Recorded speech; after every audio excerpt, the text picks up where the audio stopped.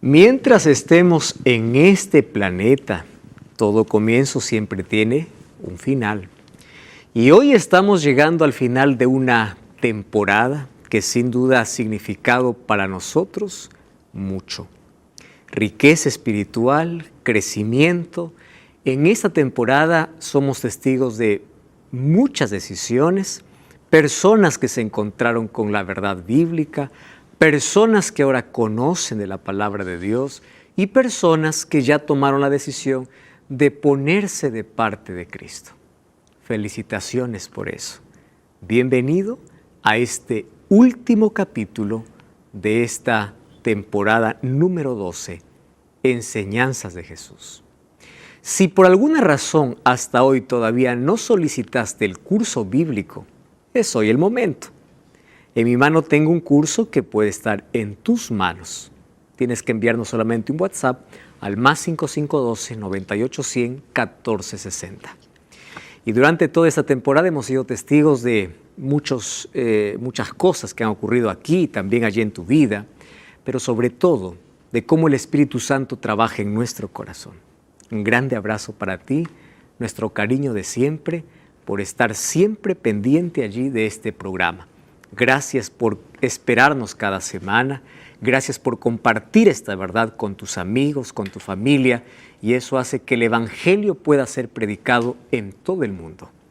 Dios te bendiga y vamos a comenzar ahora este último capítulo. Mis amigos, llegamos al final porque es así como las cosas ocurren mientras estemos aquí. El único día donde nunca tendrá algún final será cuando Cristo venga, o desde que Cristo venga, todo lo que tengamos será eterno. Y la eternidad es algo que nosotros no podemos definir.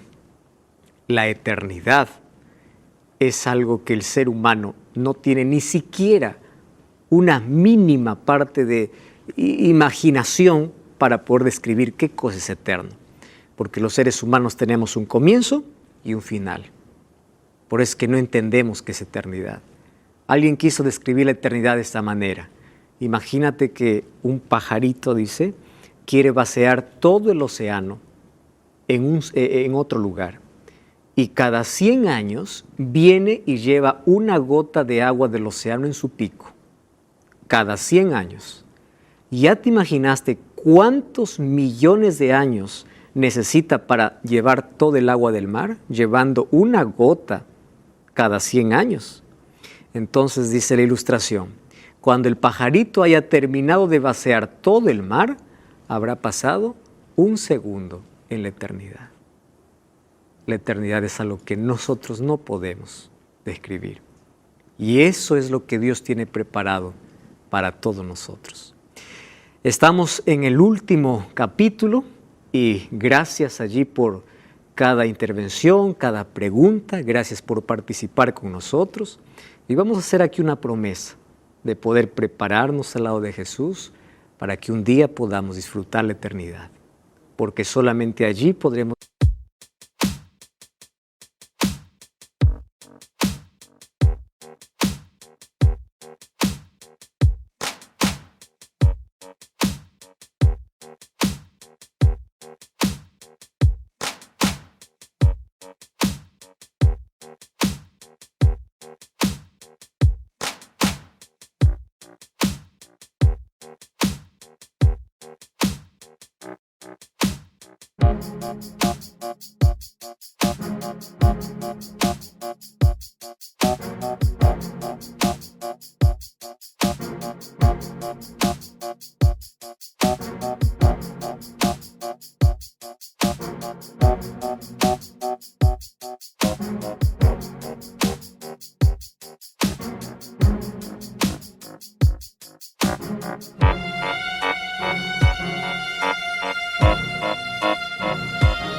Decir valió la pena, porque si no, solamente fue una pérdida de tiempo, ¿verdad?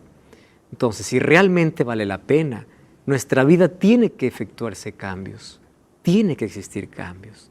Y el cambio radical en nuestra vida no es que vamos a hacer cosas, sino que vamos a aferrarnos de Jesús todos los días, porque eso es religión, relación. Tú podrás tener todo el conocimiento, podrás ser hasta profesor de teología, pero si no tienes relación, no hay salvación. San Juan 17:3 dijo Jesús: la vida eterna consiste ¿en qué? En que te conozcan a ti como el único Dios verdadero y a Jesucristo a quien has enviado. ¿Y cómo conocemos a Jesús? A través de la relación con Él. ¿Cómo nos relacionamos? A través de su palabra y a través de la oración. Ese es el único secreto de vida cristiana. No existe más. Todo lo demás Dios lo hace. Entonces, gracias a ti por participar de esa temporada y a partir de hoy esperamos que haya un antes y un después en la vida, que esta experiencia pueda marcar nuestra vida. Gracias, Luis Miguel, por participar. Gracias, Edgar, por ser parte de esta temporada. Gracias, Rosy, por ser parte de esta temporada. Gracias, Edith. Gracias, Rocío. Gracias, Fabián. Todos estamos aquí para agradecer a Dios por lo que ha sido en esta temporada. Paso, yo quiero aprovechar aquí a Edgar para que nos hable, les doy un saludo en guaraní. Puedes hacer, Edgar. ¿Cómo yo puedo saludar a mis amigos en Paraguay, en guaraní? Puedo decirles: amigos, bienvenidos, Dios les bendiga. Puedes tomar el micrófono.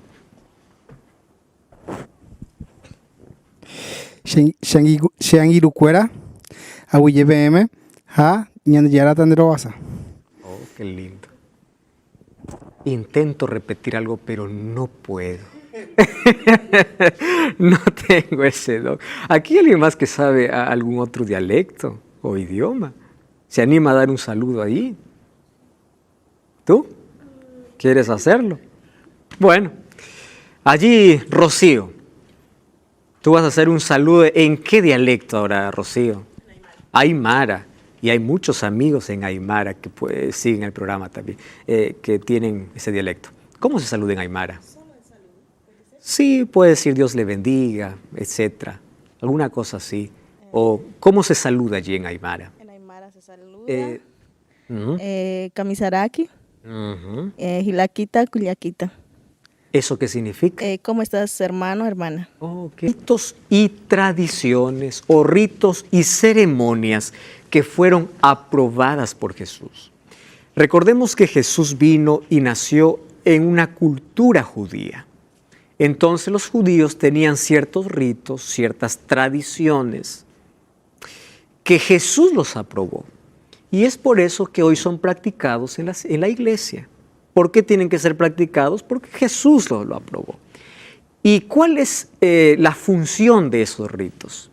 Es poder fortalecer nuestra relación con Dios y hacer que la experiencia cristiana sea realmente extraordinaria.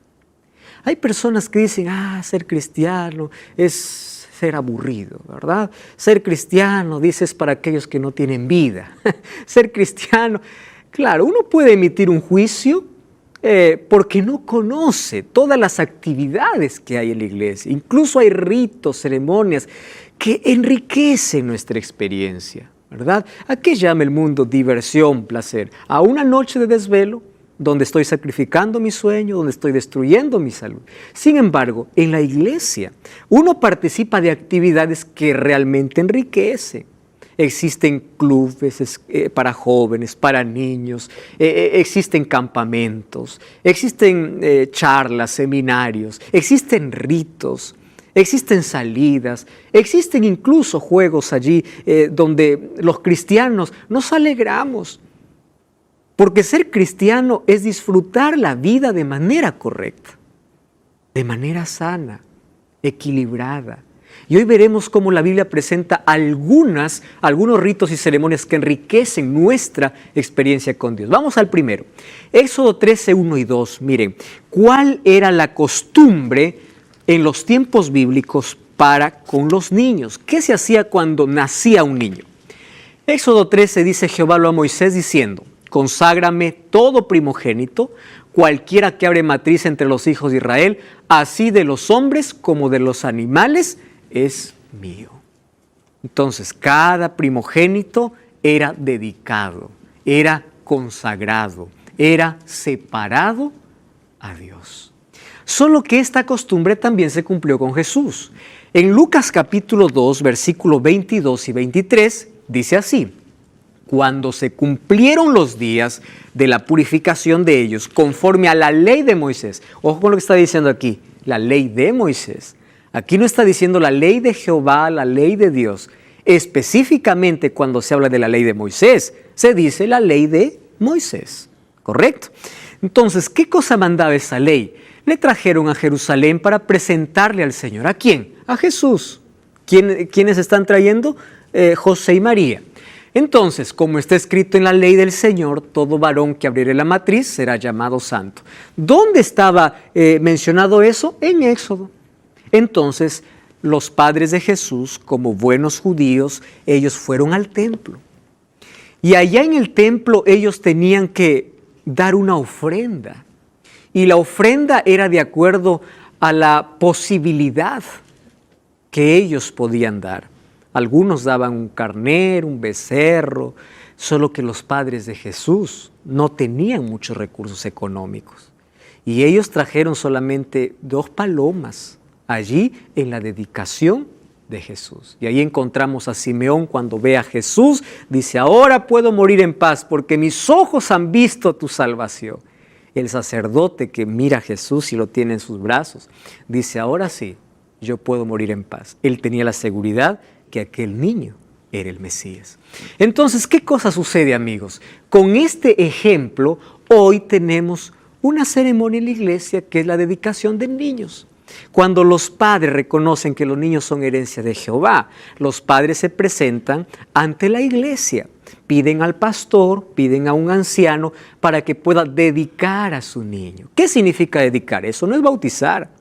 Dedicar significa hablar con los padres y orar para que Dios pueda darles sabiduría, para que ellos puedan encaminar a ese niño y colocar a ese niño en las manos de Dios, para que pueda crecer en los caminos de Dios y cuando ya tenga un uso de razón, pueda tomar decisiones correctas. ¡Qué bendición entonces! Los niños que crecen en la iglesia tienen la bendición de ser dedicados y esos niños pueden desarrollar sus capacidades. Saben que yo fui una persona muy tímida, tenía miedo a hablar a las personas, porque crecí solo, fui una persona solitaria de niño, me costaba mucho relacionarme, pero ustedes saben la bendición que tuve de crecer en la iglesia. En la iglesia yo aprendí a ser líder, a hablar, a predicar, a relacionarme. Cuánta bendición tenemos los cristianos y aquellos hijos que son dedicados al Señor. Esta es una bendición. Número 2, ¿qué instituyó Jesús en lugar de la Pascua? ¿Qué cosa era Pascua? La noche que Dios iba a sacar al pueblo de Israel. Entonces ellos tenían que matar un cordero y colocar allí en el poste de su casa la sangre del cordero. Porque esa noche todos los primogénitos morirían, con excepción de aquellos que tenían la casa pintada con sangre. Entonces, Pascua viene de Peshá. Peshá significa pasar por alto. Entonces el ángel cuando veía allí la sangre, ¿qué cosa sucedía? Peshá. Pasaba por alto y la muerte no tocaba esa casa. Y de allí viene la palabra Pascua. Ellos tenían que celebrar comiendo hierbas amargas para recordar que un día fueron esclavos. Tenían que sacrificar un cordero. Eso era la fiesta de la Pascua, para recordar el día de su liberación. Ahora, cuando estaba cerca de la Pascua, dice en Juan 13:4 que Jesús se levantó de la mesa, se quitó su manto, tomó una toalla, se la ciñó, luego puso agua en un lebrillo, comenzó a lavar los pies de los discípulos y a enjugarlos con la toalla que estaba ceñido. Entonces, ese corderito que murió en la Pascua, ¿quién representaba? A Jesús. Entonces, ya estaba cerca de la Pascua y Jesús manda y dice, vamos a celebrar la Pascua, solo que Él lo celebra de manera diferente. Y Él sustituye la Pascua por otra ceremonia. Nosotros ya no celebramos la Pascua, porque la Pascua apuntaba ¿a quién? A Cristo. Pero sustituye la Pascua, ¿por qué? Por la cena del Señor. Y dice que en ese día, y ahí el versículo 5, o versículo 15 del capítulo 13 dice, ejemplos he dado para que así como yo hice, así también ustedes hagan. Entonces en la iglesia se celebra la cena del Señor y antes de la cena del Señor se celebra el rito de humildad. ¿Qué significa rito de humildad? Lavar los pies de la otra persona. Eso era el trabajo de un siervo. Antiguamente no había zapatos. Las personas que venían de visita tenían los anfitriones un siervo y lo primero que hacían para dar la bienvenida a la persona era lavar los pies sucios. O sea, esto era trabajo de un esclavo. Ahora Jesús toma esa función de siervo y empieza a lavar los pies malolientes, partidos, sucios de sus discípulos. Y Él dice, esto es humildad. Y ustedes deben hacer como yo hice. Entonces hoy tenemos el rito de humildad, que es el lavamiento de pies, y luego la cena del Señor, porque Cristo instituyó la cena. Cuando vamos a 1 Corintios 11:23, el apóstol Pablo dice, porque esto recibí del Señor. Miren, vamos a 1 Corintios, capítulo 11, versículo 23. Capítulo 11, versículo 23. Allí dice, yo recibí del Señor lo que también os he enseñado, que el Señor Jesús la noche que fue entregado tomó pan y habiendo partido dio gracias diciendo, tomad, comed, este es mi cuerpo que por vosotros es partido, haced esto en memoria de mí. Entonces Jesús nos enseñó. Ahora, Jesús cuando hace esta cena de despedida en la fecha de la Pascua o un poco antes de la Pascua, porque Cristo muere justo en el día que se celebraba la Pascua, Cristo estaba dando una nueva institución para la iglesia. Y es más, Jesús dice, haced esto en memoria de mí. Vamos al libro de Marcos capítulo 14. Marcos, miren lo que dice. Marcos capítulo 14, versículo 22 hasta el versículo 25. Qué interesante. Allí dice, mientras comían Jesús tomó pan, lo bendijo, lo partió y les dio.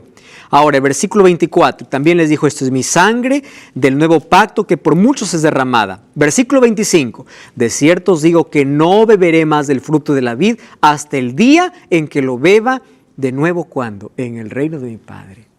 Entonces, cuando nosotros lleguemos al cielo, habrá una cena de bienvenida, una recepción.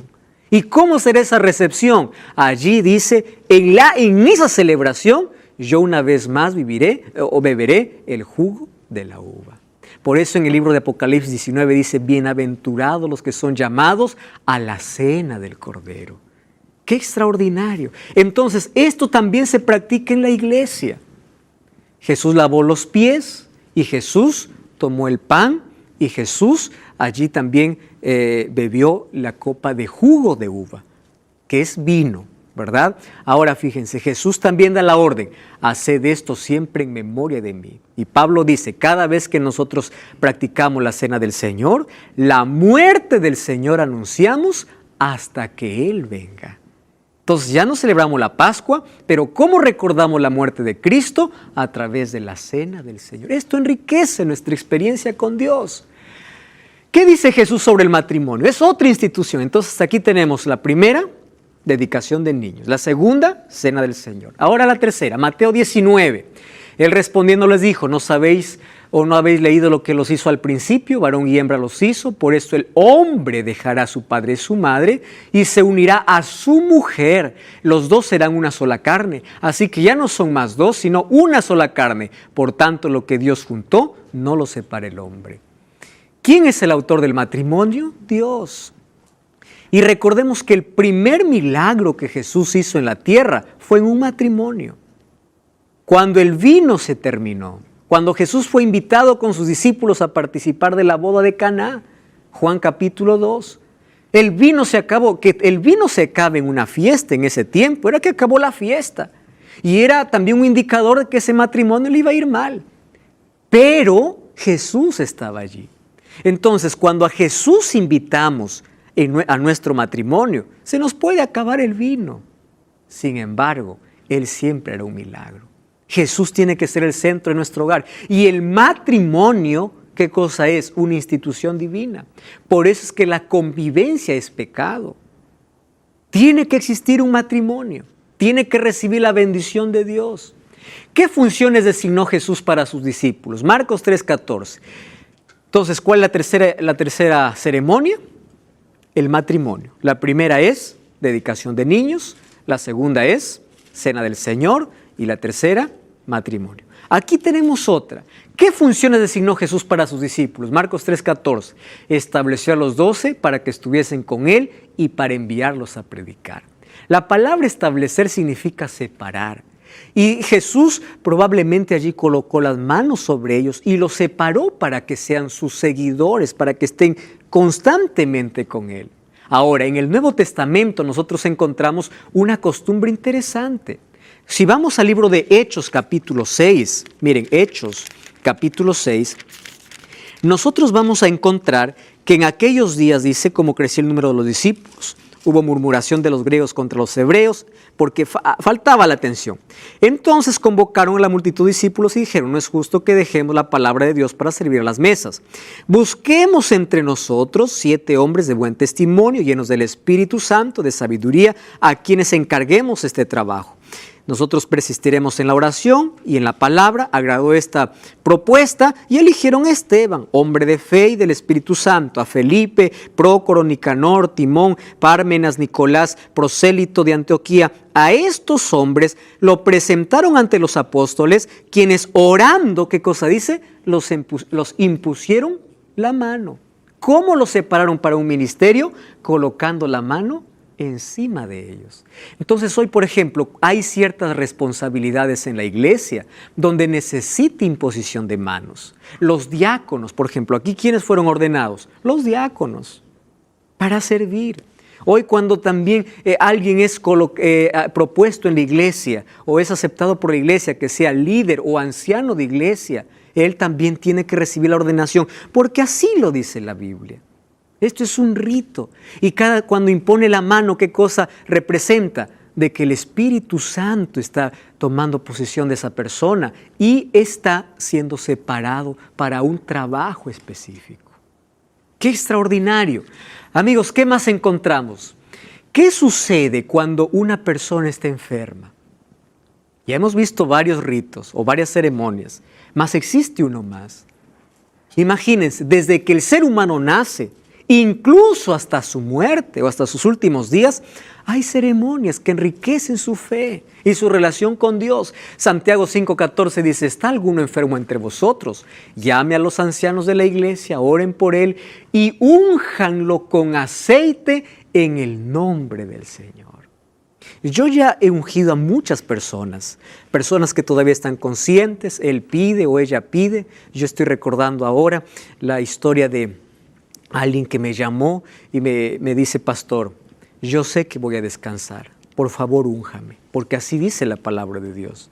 Yo estuve conversando con él mientras él estaba allí en una camilla, en un hospital, y mientras él estaba con dolor, por supuesto. Sin embargo, él me decía: pastor, yo no quiero que por mí ore para que Dios me sane, porque yo ya viví este mundo de sufrimiento y yo estoy preparado para morir. Entonces yo quiero que usted me unja y usted pueda orar y pueda decir: Señor, yo ya quiero descansar. Ore para que yo ya descanse.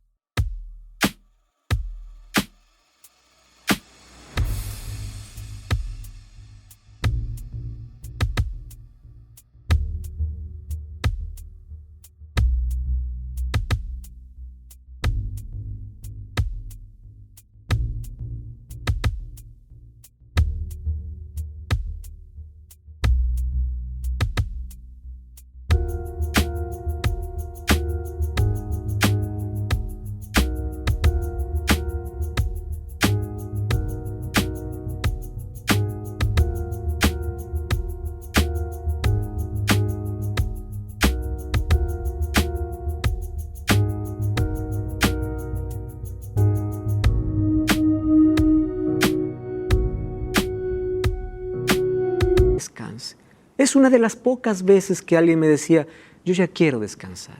Entonces yo digo, cantamos con él su himno favorito, coloqué su texto favorito, y el momento que yo hice la oración, yo llevé el aceite puro, que es el aceite de oliva, coloqué en mis dedos, entonces lo colocas en la frente de la persona. Y cuando colocas en la frente de la persona, el aceite es el símbolo ¿de qué? Del Espíritu Santo. Y esa persona se pone a cuentas con Dios. Y ¿sabes qué cosa? Lo curioso, conversamos y él mismo me dice, pastor, si es que yo llego a morir, yo quiero que le dé un mensaje a mi familia. Claro que su familia estaba allí, pero él imaginaba que mientras se hacía el funeral, yo debía predicar un mensaje. Y ese mensaje quedó marcado en mi vida. Aquel día cuando yo estaba haciendo funeral, porque después de unas 6 horas del ungimiento, yo recibí un teléfono, una llamada de la familia diciendo, falleció. Entonces yo fui y yo me acordé exactamente lo que esa persona me dijo. Quiero que en mi funeral tú digas esto a la familia. Marcó la vida. El ungimiento, ¿qué significa ungimiento? Cuando alguien está enfermo, ungimiento significa, Señor, coloco mi vida en tus manos y que se haga tu voluntad. A veces el enfermo se restaura, se restablece y a veces descansa, pero descansa en paz, porque él conscientemente, una vez más, reconfirmó con el Señor allí su decisión.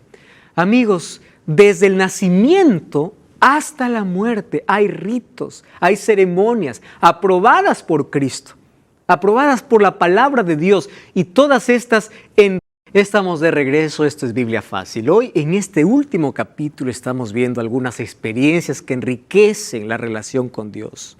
Desde el nacimiento, dedicación, y de allí vemos la cena del Señor, el rito de humildad, el matrimonio, encontramos también el ungimiento. Todas estas cosas hacen que nuestra experiencia con Dios sea siempre una novedad.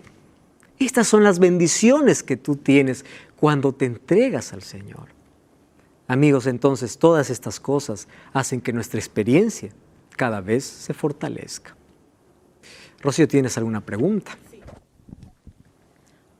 Pastor Joel, ¿quiénes reciben el ungimiento? ¿Las personas que aceptaron a Cristo o las personas que no aceptaron a Cristo? El ungimiento es para toda la persona, todo tipo de persona que quiere someter su voluntad a Dios.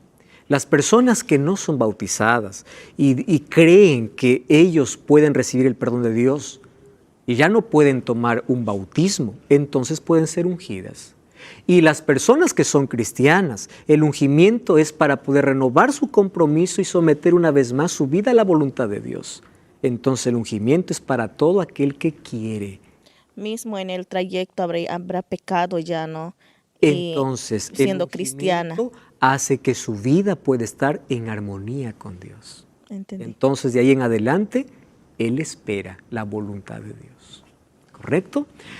Amigos, sin embargo, hay una ceremonia más que ya hablamos en el capítulo anterior, y es que Jesús, para dar inicio a su ministerio público, él fue bautizado.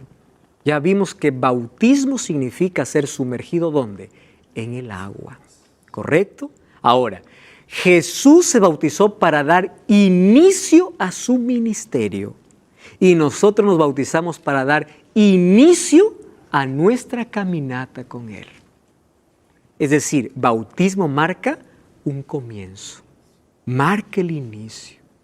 Para que haya crecimiento, primero tiene que nacer, ¿o no es así? Entonces, ese nacimiento, ¿cómo se llama? Bautismo.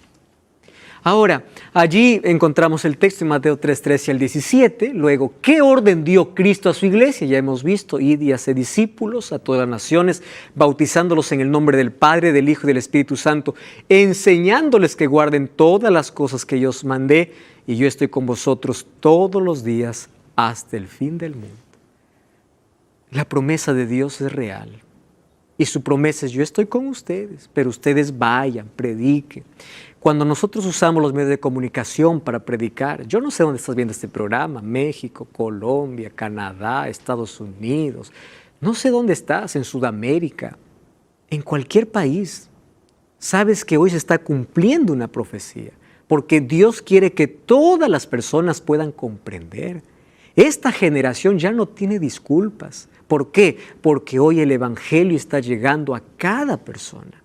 Solo que esta generación también es muy indiferente a las cosas divinas. Ahora, Cristo dijo, enséñenle que guarden todas las cosas y yo estoy con vosotros, pero bautícenlos, es la orden de Cristo. Entonces, el bautismo es una ceremonia.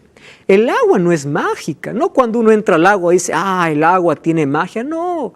Uno solo es el símbolo de muerte y resurrección. Cuando sales del agua, solo tienes que tener la seguridad que tú tienes una vida en una página en blanco y tú estás comenzando. Es el inicio, apenas es el inicio. Y de ahí viene la lucha diaria para estar aferrado a Cristo. Van a haber dificultades, van a haber problemas, vas a llorar, pero nunca más estarás solo, porque Cristo estará a tu lado para hacerte un vencedor. Amigos, esta es una historia que me llamó mucho la atención.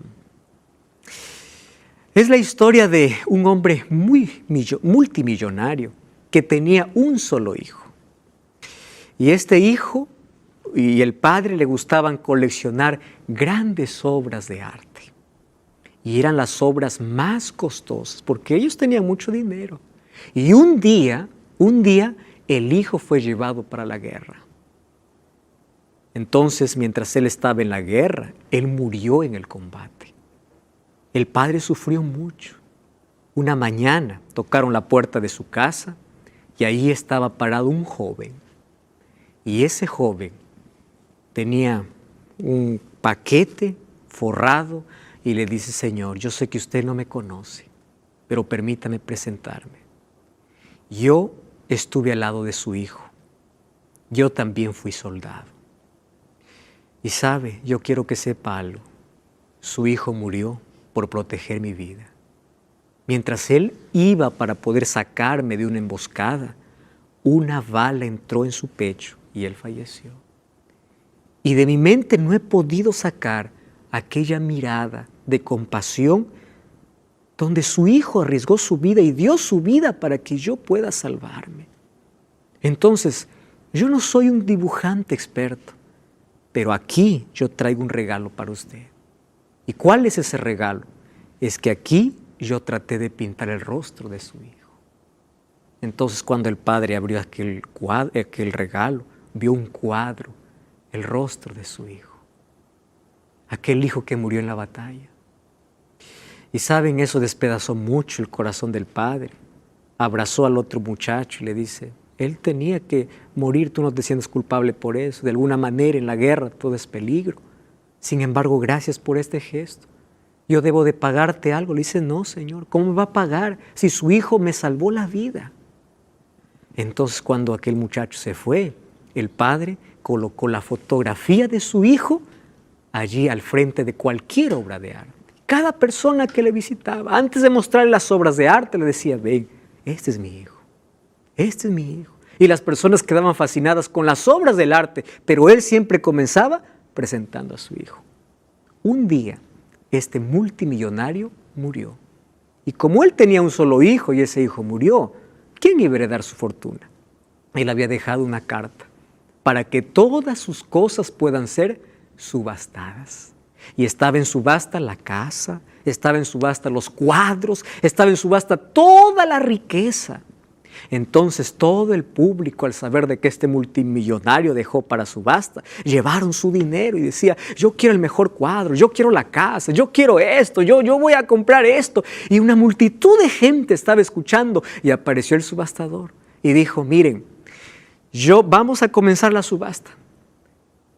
¿Y qué creen ustedes? ¿Cuál fue el primer objeto que sacó? La fotografía del hijo. ¿Cuánto dan por este cuadro? Nadie daba nada. ¿Alguien da por este cuadro? Nada. ¿Alguien quiere este cuadro? Nadie. Y la gente decía, queremos las otras obras de arte. Nosotros no queremos esa foto fea. Nosotros queremos que subastes las otras obras, la casa, las otras. Por eso yo no voy a invertir nada. Dice, no, primero tiene que salir este cuadro. Y del fondo levantó la mano un jardinero. Y dice, yo solo tengo $10. ¿Pueden darme a mí ese cuadro por $10? Y él dice, ¿alguien da 20? Nadie daba 20. Está bien, le dice. Vendido por $10. El jardinero se acercó, dio sus $10, recibió el cuadro. Entonces la gente decía, ahora subasta todo, ahora subasta lo demás. Y el subastador dijo, señores, la subasta acabó. ¿Cómo que la subasta acabó? Porque el multimillonario dejó un testamento diciendo, quien lleva al hijo se queda con todo. Amigos, lo mismo ocurre en la vida espiritual. Hay una eternidad, hay tanta riqueza, hay tanta cosa que nosotros no comprendemos. Y Jesús dice, o allí el Padre dice, ¿quién quiere al Hijo? Porque quien